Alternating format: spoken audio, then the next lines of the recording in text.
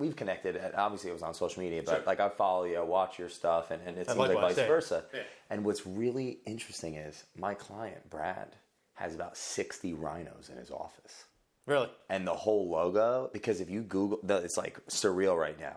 If you Google the rhino horn, it's a 3, and it means like unstoppable force and like all this crazy stuff. So I'm just sitting here like, what is going on right now? Like the alignment is extremely powerful.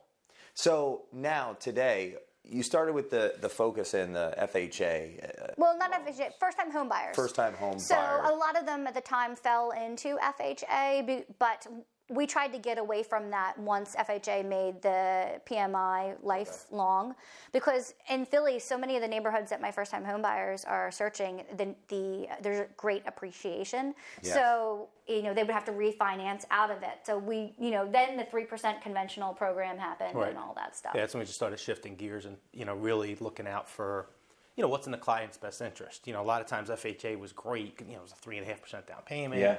The seller could pay all the closing costs if you could negotiate it for them. Conditions on the property, things like that. But really, it got to a point where it wasn't necessarily the best option anymore. Now, let's look at a conventional. All right, maybe they don't get as much of an assist, but how can we still get around that?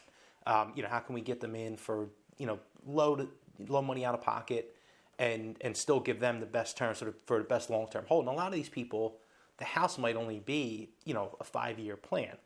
But, just like Capri, they're going to hold that and turn that place into a rental property and let it continue to appreciate and let somebody else pay the mortgage down for them. And it's really, kind of a better long-term strategy than putting them in something FHA just to get them through the door. Wow. And Capri, you have been investing in real estate or doing flips, is that correct? We don't do flips. We do investing. So we buy and hold.